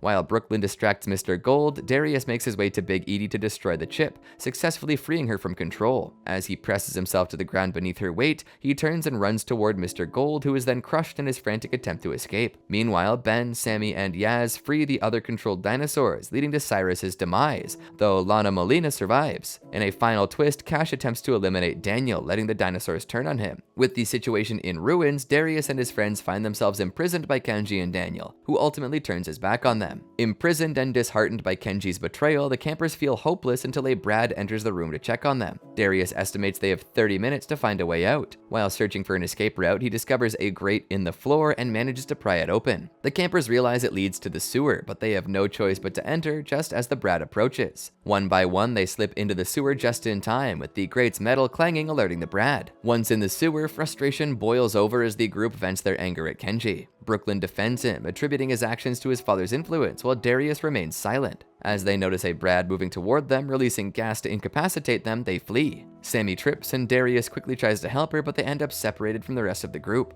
The two struggle to find their friends and stumble upon an underground facility filled with computer terminals. As they debate which tunnel to take, a sudden scream from a creature catches their attention, prompting the others to rush to assist. A Nothosaurus emerges from the water and begins to chase them, but the steam from the walls keeps it at bay. The group quickly devises a plan where Darius and Sammy continue to evade the creature. Yaz swings a metal pipe to fend off the dinosaur, while the others attempt to escape another Brad. The Nothosaurus lunges at the Brad, causing a paralyzing ray to hit the computer interface, creating chaos. Finally, the campers make their way to the surface, still arguing about Kenji. Darius insists they can't focus on him right now. Their priority is understanding what frightens the dinosaurs. Suddenly, the ground begins to shake, leaving the campers visibly confused. Disoriented by the earthquake and the T-Rex agitated by the tremors, Sammy decides to disable the drones while Darius tries to soothe the dinosaurs using May's tablet. Meanwhile, the rest of the group works on the headquarters computer to shut down the drones, and eventually they succeed. However, the T-Rex pushes past Darius, still confused about what's frightening them. Unbeknownst to them, the energy core is overheating due to the earlier attacks by the Brad and the Nothosaurus. Darius follows the T-Rex in an effort to calm them, even as the core's overheating causes the island to shake more violently, damaging the headquarters. As he regains his composure, he notices that Big Edie is trapped under a fallen tree and uses the tablet to communicate with her. The others arrive with a bulldozer to help remove the tree, but not before little Edie starts attacking the vehicle. They successfully free Big Edie, and the group watches the pair leave, feeling relieved. Later, Darius and Brooklyn have an honest conversation about their worries regarding Kenji's recent behavior, with Brooklyn revealing that she saw him controlling Toro with a drone. While resting in May's cave and discussing their plans for when Mr. Kon returns, the group decides to destroy the control chips to prevent any further misuse,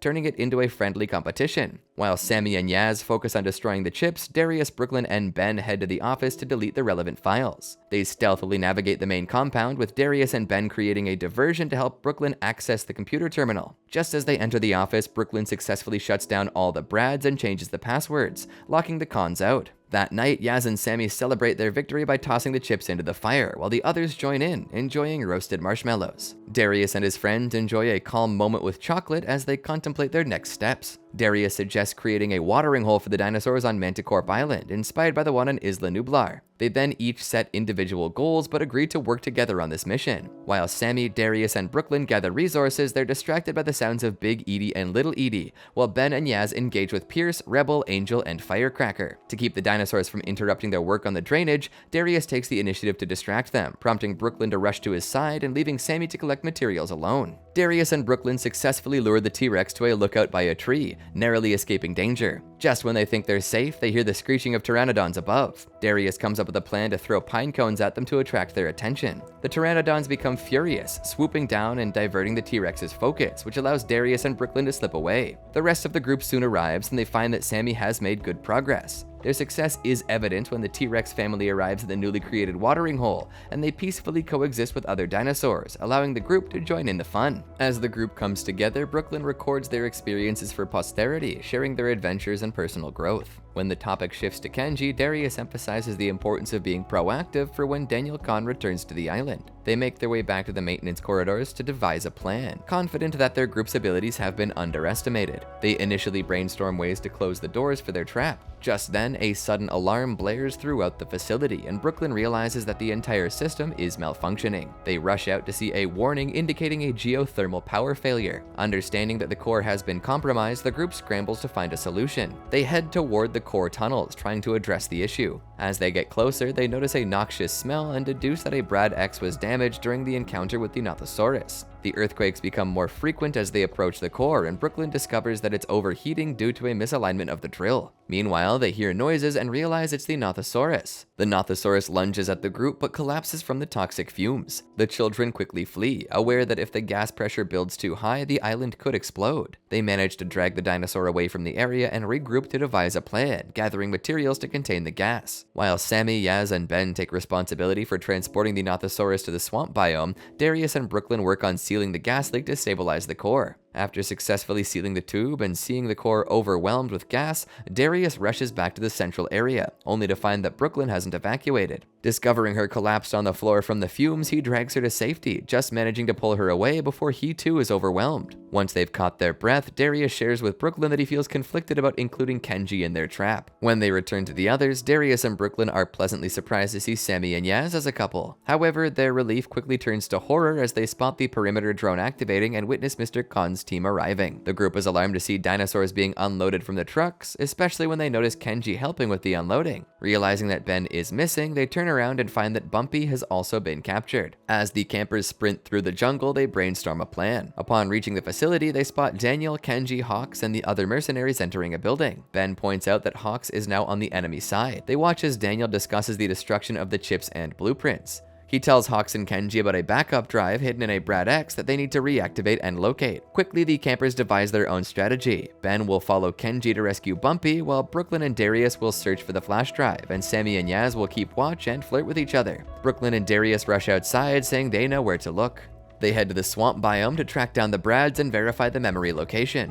After finding nothing, they continue on while being pursued by Hawks and Godinez. They move to the Arctic biome, but still come up empty, leading them to the desert biome. Aware of their pursuers, they take the risk.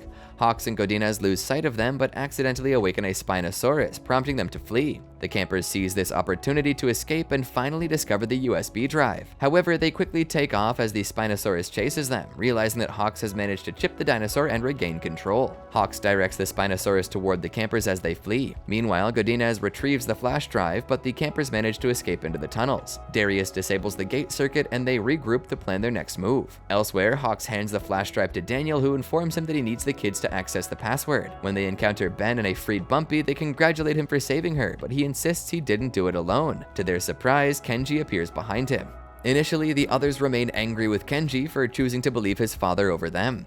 Kenji, filled with remorse for betraying those who truly care for him in favor of a cold, unloving father, acknowledges that they have every right to be upset, which only adds to his distress. Darius, however, is still hesitant to forgive him. As Darius storms off, Kenji approaches, saying it's okay if Darius isn't ready to apologize yet. Without responding, Darius shuts the door to trap Mr. Kon inside, and they quickly flee as they hear Tonto being used to break down the door. The group races to the watering hole to warn the dinosaurs, deciding to bring food to the babies while Ben and Brooklyn create a distraction. Darius attempts to use the tablet to alert the T-Rex, but his efforts fail. They struggle to motivate the dinosaurs to move, and soon the rest of the group returns. Realizing they need to defend themselves instead of running away, Darius resolves to stand and fight as the enemies close in. Mr. Kon enters the clearing with the captured dinosaurs and demands the computer password, but the kids refuse to comply. Daniel orders his mercenaries to attack. The T-Rex defend their territory against the Spinosaurus while the children rally the other dinosaurs at the watering hole. Determined to free the controlled dinosaurs, the kids decide to confront the mercenaries directly. Darius tries to attack one but is knocked down a hill, distracting Tonto, while Little Edie engages a Carnotaurus. Darius attempts to help Little Edie, and Kenji seizes the tablet from her to use its reflection to attract a flock of pteranodons,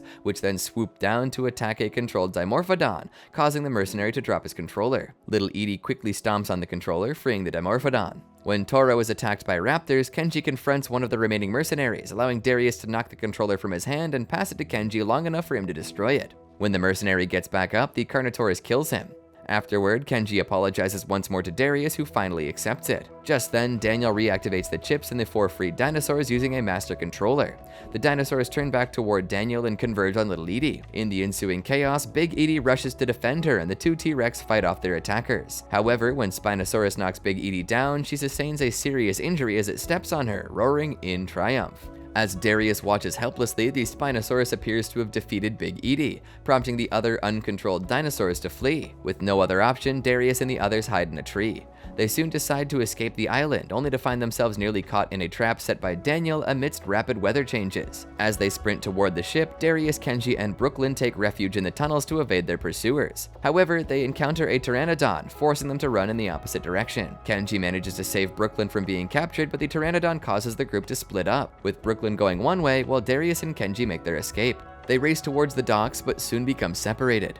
Darius is cornered by Hawks and the Spinosaurus in the main compound, with Daniel threatening him once again. Darius stands firm, refusing to provide the password, but Mr. Kon orders Hawks to kill him. Kenji intervenes, compelling his father to hold back. In a moment of desperation, Kenji gives his father the password despite Darius's objections. Daniel inputs the password, but then betrays his son by ordering Hawks to still kill Darius. Just as the Spinosaurus lunges at him, Big Edie emerges from across the clearing, surprising Darius and filling him with relief at her survival. The Tyrannosaurus quickly crushes the controller, freeing the Spinosaurus. The 2 dinosaurs engage in battle once more while Kenji and Darius make their escape. Hawks attempts to flee as well, but meets his end when Little Edie consumes him. As critical system warnings flash across the screens, Darius informs Mr. Kon that the core is on the verge of exploding and points out the poisonous gas seeping from the ground. Realizing that the chips are consuming too much energy, Daniel attempts to flee rather than shut them down, prompting Kenji to chase after him. In a moment of confrontation, Kenji decides to stay behind while the rest of the campers arrive just as Daniel makes his escape on the plane without a word. Once he leaves, Darius and the others reveal that the alarm was a ruse to frighten Daniel, and that the poisonous gas was actually sleeping gas. After they fix the core drill, everyone settles down to enjoy watching the dinosaurs at the watering hole, relieved that the ordeal is over. When they receive an alert about new visitors, Darius and his friends rush to the docks to find a ship. To their delight, they see Dave and Roxy arriving with Dr. Turner and Brandon, who have come to rescue them. Darius rushes to embrace his brother at the docks, while the other campers reunite with their former counselors and Dr. Turner. Eventually, the children make their way back to Costa Rica, joyfully reconnecting with their families. With Daniel Kon in jail and Kenji left without family, Darius persuades his mother to adopt him, which she happily agrees to, leading to an emotional hug between the new brothers. Fast forward to 2018, during the events of Fallen Kingdom, an older Darius is seen delivering a presentation about his experiences on Jurassic World and how he and his friends, now known as the Nublar 6, survived on the island.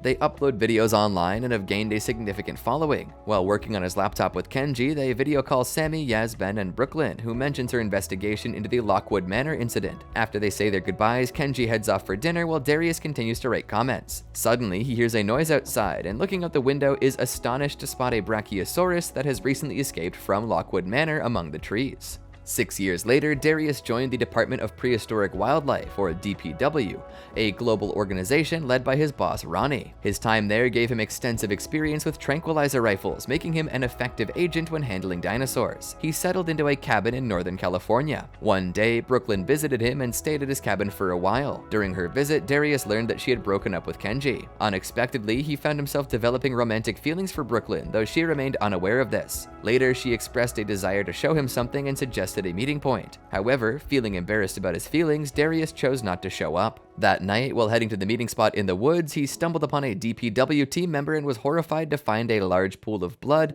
and a half-blind Allosaurus roaming loose with no sign of Brooklyn. This led him to believe she had been killed in the attack, leaving him devastated over the loss of his friend. As the world began to declare Brooklyn dead, tension grew between Darius and Kenji, who blamed him for the tragedy. Overwhelmed by guilt, Darius resigned from the DPW and withdrew from everyone, cutting off contact with his friends and family. In 2022, Darius was driving his truck through the woods, following radio reports about the continent's dinosaurs. He was on a mission to find and capture the Allosaurus that had killed his friend. Along the way, he also tracked reports of a solitary Pachyrhinosaurus. Darius arrived to meet two DPW agents, Mike and his former boss Ronnie. He managed to calm the Pachyrhinosaurus while briefly chatting with the agents. Mike recognized him as one of the Nublar 6. Suddenly, the Allosaurus appeared, attacking both the agents and the Pachyrhinosaurus, triggering a flashback for Darius to the tragic night of Brooklyn's death. As the two dinosaurs clashed, Darius attempted to shoot the Allosaurus, but it managed to escape.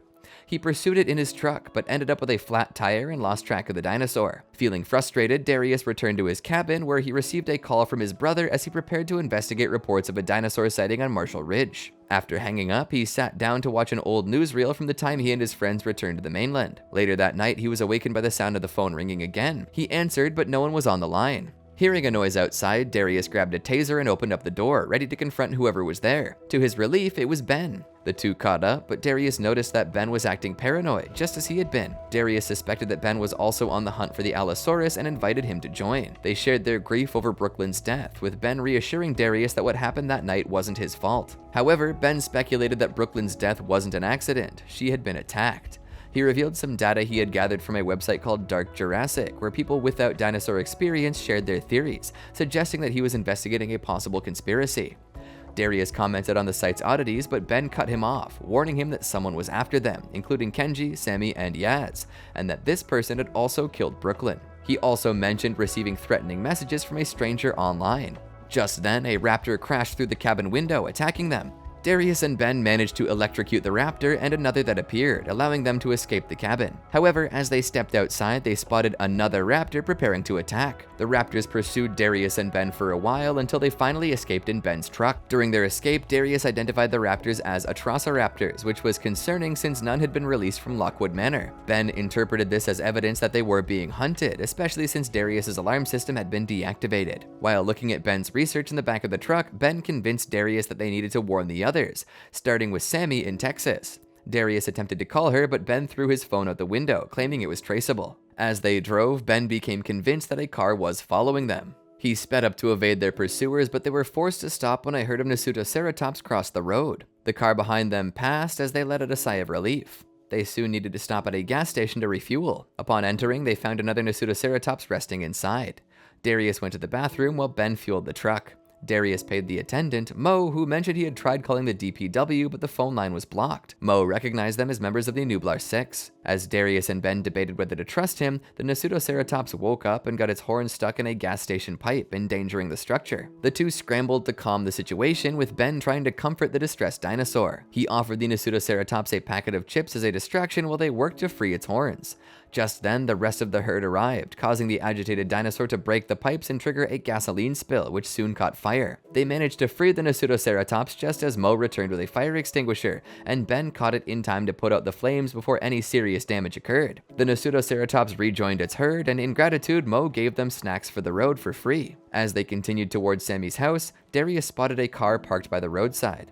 To his alarm, the car began to follow them as they drove past. Ben and Darius cross into Texas and arrive at Sammy's ranch. Smelling smoke, they rush toward the house, only to find Sammy accidentally burning a cake. He greets them with an enthusiastic hug and gives them a tour of his home. As they attempt to warn him about the danger, Sammy leads them to the pasture where they unexpectedly spot Bumpy roaming freely. Darius is surprised to learn she's on the mainland. Sammy explains that after Manticorp Island was discovered, Bumpy was smuggled out before the DPW could investigate. Just then, a car pulls up and Bumpy charges at it, causing the vehicle to spin out of control.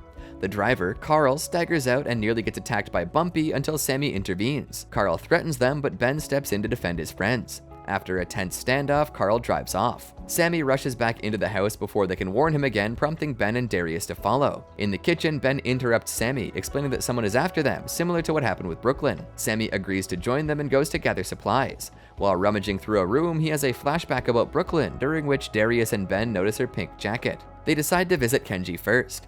As Darius tries to comfort Sammy, the power suddenly goes out. Ben and Darius head out to check on Bumpy while Sammy investigates the breaker box. They spot Carl's truck at the edge of the property, thinking he's still around, only to discover that he's dead.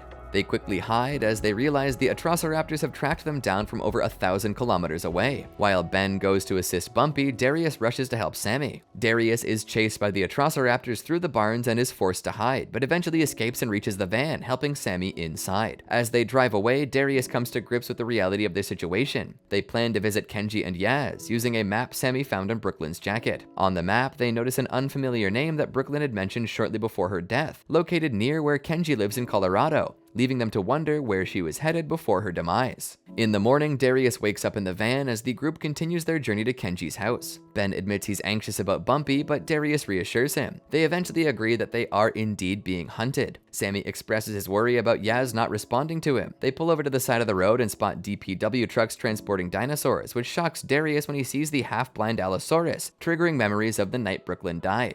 As they start to move again, a group of Parasaurolophus cross the street, and Darius realizes that some dinosaurs have escaped capture. Upon arriving at Kenji's home, they find out he lives in a caravan. They knock on the door but get no answer until Kenji surprises them from behind, causing Sammy to accidentally knock him down. Kenji hugs Ben and Sammy warmly but reacts coldly toward Darius, slamming the door in his face. Once inside, Kenji explains that he started a new business as a climbing instructor. Ben warns him about the dangers they face and mentions Brooklyn's death, but Kenji initially dismisses this, blaming Darius instead. They show him the map, but he has no idea what it means, although he notes that the marked location is where his father, Daniel Kon, lives, revealing that Brooklyn had met with him. Suddenly, the caravan shakes, prompting a moment of panic, but it turns out to be a herd of Parasaurolophus running nearby. The group suspects Daniel Kon might be involved, but Kenji insists that his father had been in a rehab facility since his release from prison and is too guarded to be a threat.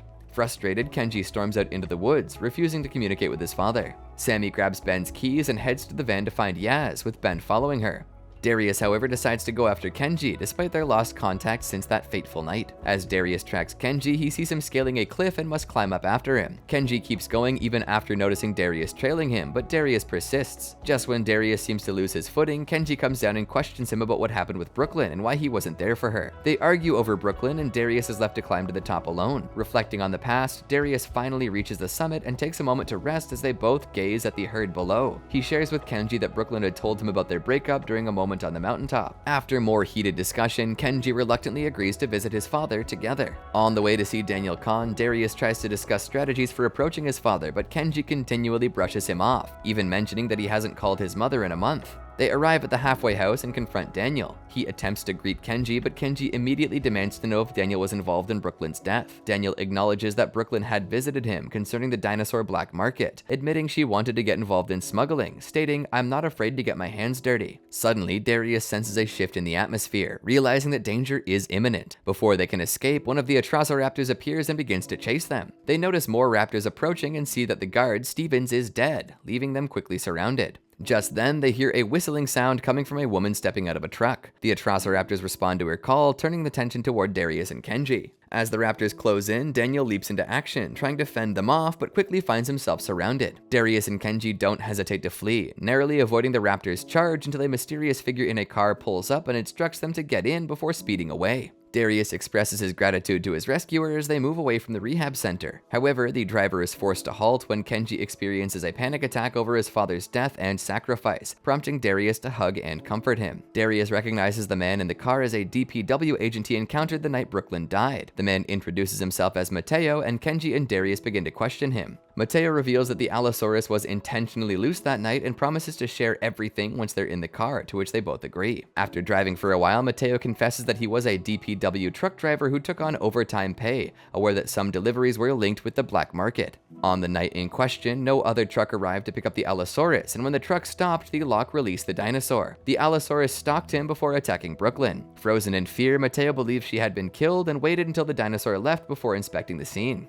He took Brooklyn's phone and slipped it into his pocket just before Darius emerged from the bushes. They both stared in horror at the blood, and the Allosaurus fled when DPW officers arrived. After receiving his payment, Mateo realized he'd been set up, which ultimately led him to leave the DPW. Mateo explains that he found them thanks to his daughter Hiraya's online research. He hands over Brooklyn's phone to Darius, who unlocks it and discovers a map revealing that Brooklyn had an apartment in Colorado they were unaware of. They decide to hide there. Upon reaching the apartment, Mateo says his goodbyes and the brothers express their gratitude. Inside, Darius discovers a press release from DPW Regional Director Dudley Cabrera, and on Brooklyn's laptop he finds Dino Tracker and Dark Jurassic. He uncovers several clues, including an invoice for various assets, leading him to realize that Brooklyn was involved in the dinosaur black market and that the DPW had a significant role in it. Kenji calls Darius over to the closet where they find a bag filled with cash in various denominations, along with a business card from Daniel Kon. Seeing the millions in the bag, Kenji becomes furious, arguing that Brooklyn and his father were partners in the buying and selling of dinosaurs. They decide to head to a dinosaur delivery location mentioned on Dark Jurassic that was scheduled for that night. The two then leave the apartment and make their way to the delivery site. Darius and Kenji ride a motorcycle to the delivery location referenced in Brooklyn's investigation. They choose to hide in an abandoned shack as they wait for the delivery to arrive. While there, they discuss what else Brooklyn might have been keeping from them, and Kenji expresses a desire to look through her phone despite Darius's objections. After unlocking the phone, they watch old videos featuring Kenji and Brooklyn. Darius tries to prevent Kenji from listening to some voicemails, leading to a brief struggle over the phone. Eventually, Darius gives in and plays the voicemails from himself to Brooklyn,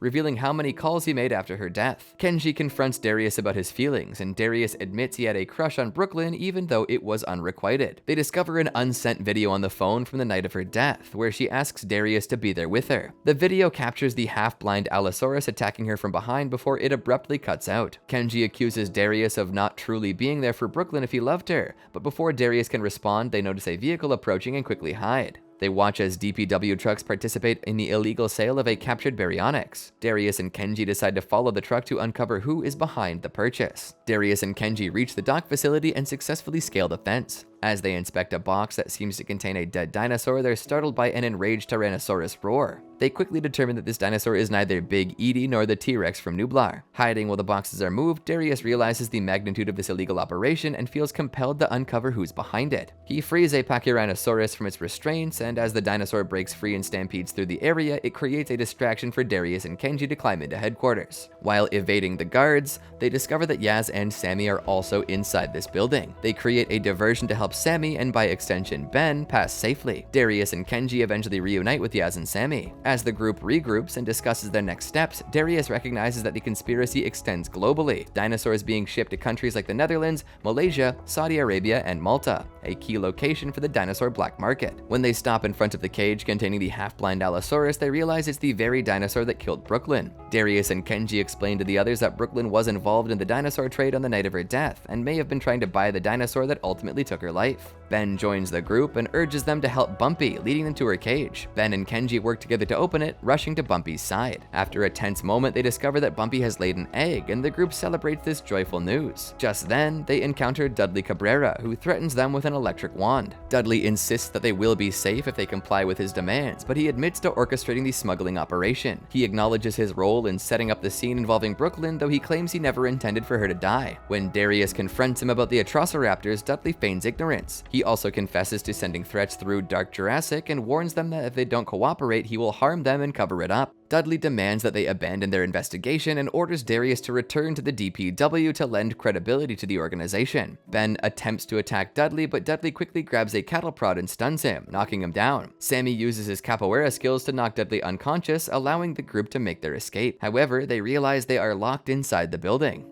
The loading dock door opens to reveal the Atrociraptor handler, who is greeted by Dudley. He tells her to leave, stating he doesn't want to deal with her messes anymore, and tries to send Jensen to escort her out. Jensen, however, tells Dudley that he has never truly been in control. The handler then blows her whistle, summoning the Atrociraptors. Jensen explains that the raptors are more efficient than leaving things to chance with an Allosaurus, revealing that the Atrociraptors were responsible for Brooklyn's death. The handler whispers something to Jensen, who informs Dudley that his boss doesn't tolerate loose ends before leaving. Dudley briefly evades the Atrociraptors, but ultimately begs for his life, only to be killed by them. As the handler prepares to leave, one of the Atrociraptors turns and alerts her. She blows the whistle again, prompting the raptors to chase the group as they attempt to flee. They find themselves cornered on a high walkway just as the raptors close in. Suddenly, a truck crashes into the warehouse, causing the walkway to collapse and sending both kids and raptors into a frenzy. The driver is revealed to be Mateo, who has returned to help them. Just as they prepare to leave, a Suchomimus breaks free from its container and begins to chase the group. In the chaos, several other dinosaurs escape their enclosures and launch an attack on the DPW agents. Suchomimus engages in a fight with a Carnotaurus, which inadvertently releases the Tyrannosaurus from its cage. The T-Rex roars and in its escape causes an explosion by knocking over some barrels. The group tries to flee but finds themselves trapped between the Atrociraptors and the T-Rex. While the T-Rex distracts one of the Atrociraptors, the others pursue the group. Eventually, all the raptors turn their attention to the T-Rex. However, the group becomes cornered again, prompting Darius to free the half-blind Allosaurus after realizing it wasn't involved in Brooklyn's death. He uses himself as bait to draw the other dinosaurs away. The T-Rex manages to defeat the 4 raptors and roars victoriously. As the group catches their breath, they spot Jensen carrying a briefcase full of eggs toward a ship, intending to deliver them to someone referred to only as the Broker. Just as he tries to contact this individual, the Allosaurus attacks from behind, killing him. As they leave, they notice the handler who attempts to whistle for her Atrociraptors. However, the raptors are too injured to respond. With police arriving on the scene, she calls off the attack and orders the raptors to retreat. Behind them, a boat is getting ready to depart, revealing that the Broker is a higher authority than the Atrociraptor handler. Darius resolves to investigate further and admits that his feelings for Brooklyn were one-sided, surprising everyone. The Nublar 5 decide to follow Darius and board the ship to uncover the truth. Mateo departs and wishes them well, and Ben entrusts him with the care of Bumpy and her egg. The group stealthily boards the ship, determined to discover its destination. And that's all we've got for now, folks. Hope you enjoyed the life of Darius Bowman. What's your favorite Darius moment? How about your favorite dinosaur? Make sure you let us know in the comments and subscribe for more like this. Thanks for watching, and remember, Frederator loves you.